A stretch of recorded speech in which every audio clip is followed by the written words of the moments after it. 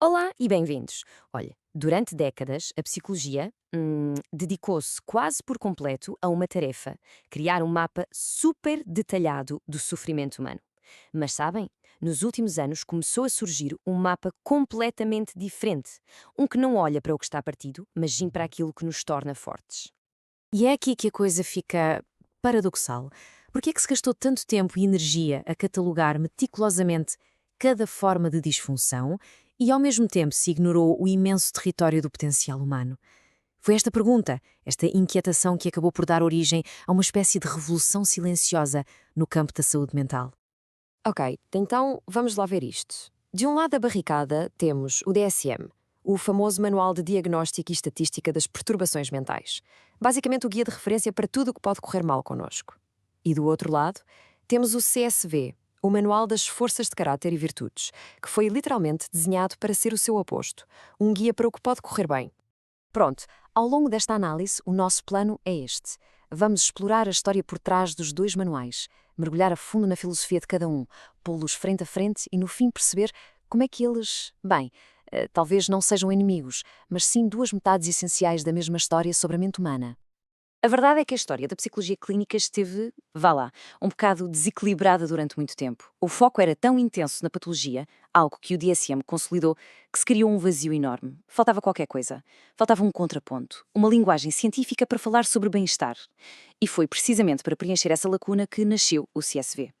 Então, vamos começar pelo gigante, pelo manual que toda a gente conhece, o DSM, o Manual de Diagnóstico e Estatística das Perturbações Mentais. É a classificação padrão, a ferramenta que, no fundo, define para milhões e milhões de pessoas o que é ou não é considerado uma condição clínica.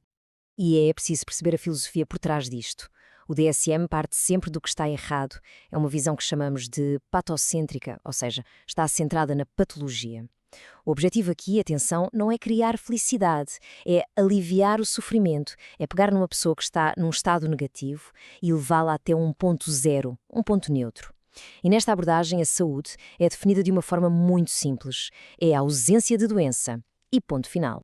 E não se enganem, esta filosofia de focar no que está errado dá ao DSM um poder imenso, um poder que vai muito, mas muito para além do consultório do terapeuta. A influência é gigante. Pensem bem, o DSM determina quem recebe um diagnóstico, que tratamento é que o seguro vai pagar, como é que a investigação científica é feita e até como é que os tribunais olham para a saúde mental de uma pessoa. É colossal.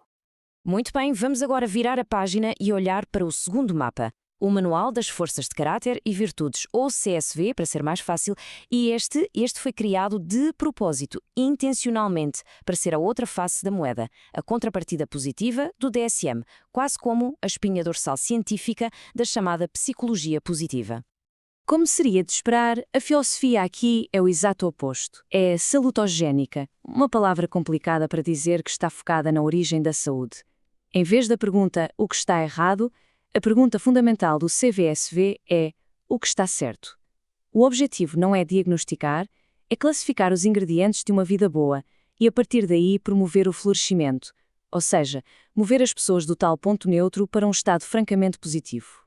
E a estrutura do CSV é, na verdade, bastante elegante, bastante bem pensada.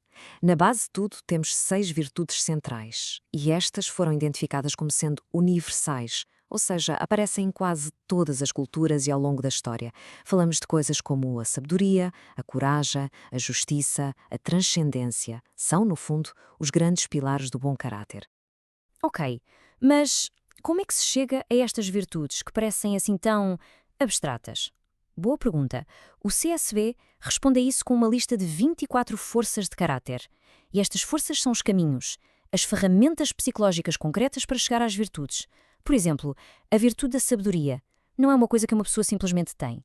É algo que se pratica, que se cultiva através de forças muito específicas, como a criatividade, a curiosidade ou o amor pela aprendizagem. Pronto, agora que já conhecemos os dois jogadores, está na hora de os pôr frente a frente, no mesmo ringue. Porque as suas diferenças, na filosofia, na estrutura, nos objetivos, revelam duas maneiras radicalmente distintas de olhar para a mente humana. E aqui, nesta tabela, as diferenças saltam à vista. Vamos lá ver. O foco principal do DSM, a patologia. O do CSF, o bem-estar. O objetivo central, no DSM, é o diagnóstico. No CSF, é o cultivo das forças. E a estrutura? O DSM é maioritariamente categórico, ou se tem a perturbação ou não se tem. Já o CSF é hierárquico, é dimensional. E por fim, o impacto social. O DSM é, por natureza, regulador, enquanto o CSF é focado no desenvolvimento pessoal. Olhem, se quisermos resumir isto tudo numa só ideia, a diferença crucial é esta. O DSM trabalha para levar uma pessoa, digamos, de um -5, sofrimento, para um 0, neutro. A sua missão termina aí, no ponto 0. Já o CSV, bem, o CSV começa exatamente nesse ponto 0 e trabalha para levar a pessoa para um +5, em direção ao florescimento, a uma vida com mais significado e bem-estar. Mas vamos ser claros, nenhum destes manuais é perfeito, longe disso. Ambos enfrentam críticas muito válidas. E é precisamente quando olhamos para essas críticas que começamos a perceber porque é que nenhum deles, sozinho, consegue contar a história completa da saúde mental. Do lado do DSM, uma das maiores críticas, talvez a maior, é o risco de medicalizar a própria vida. O perigo é que, ao criar cada vez mais categorias para os vários aspectos do sofrimento humano, se comece a transformar experiências que são normais, ainda que difíceis, claro, em patologias que precisam de um tratamento. Agora, virando para o outro lado, a aplicação mais popular das ideias do CSV também tem os seus perigos. Pode levar àquilo a que hoje chama positividade tóxica. É aquela ideia de que se tem de ser sempre positivo, sempre a ver o lado bom, o que pode tornar-se numa espécie de tirania. Uma tirania que invalida emoções negativas, que na verdade são muitas vezes necessárias e perfeitamente normais. Então, qual é a solução para isto? Parece que a resposta está num modelo biaxial. O que é que isto quer dizer? Imaginem que a saúde mental não é uma única linha que vai do doente ao saudável. Não. São dois eixos. Um eixo mede a presença ou a ausência de doença, de disfunção, e o outro eixo mede o nível de bem-estar, de florescimento.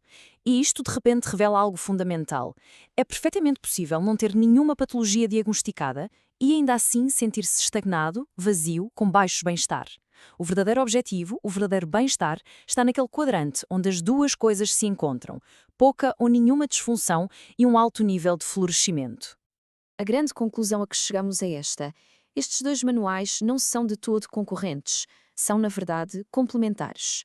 O futuro de uma psicologia e de uma terapia realmente eficazes passa, sem dúvida, por aprender a usar estes dois mapas em conjunto, de forma integrada.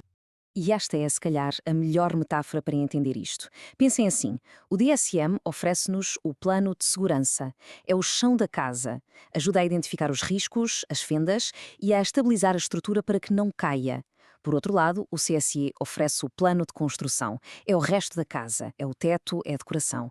Ajuda a identificar os recursos internos, os materiais que temos, para construir uma vida que realmente vale a pena.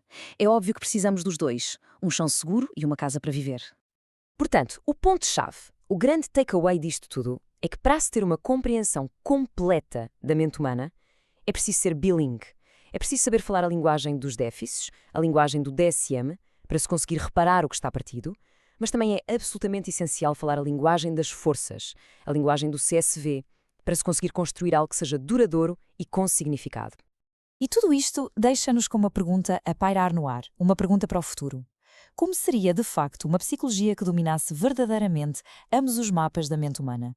O que é que acontece quando se deixa de ver estes dois mundos como opostos e se passa a vê-los como as duas metades de um guia completo para a experiência humana? A resposta a esta pergunta? Bem, essa pode muito bem redefinir tudo o que pensamos saber sobre o que significa ser mentalmente saudável.